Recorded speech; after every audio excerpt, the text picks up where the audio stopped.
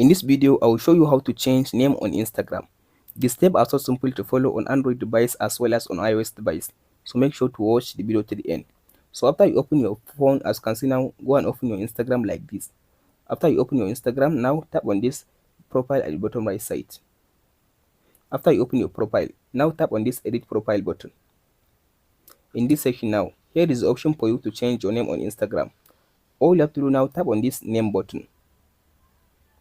So after you tap on this name section now, go and delete the existing name on your Instagram as you can see. So and type in your new name. After you finish typing your new name, tap on this save button now. It will save your new name on your Instagram account.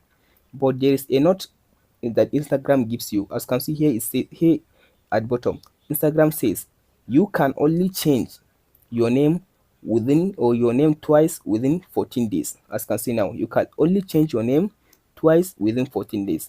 So make sure to change your name carefully. That's it guys. Hope this video helps you. Don't forget to like and subscribe. Thank you for watching guys.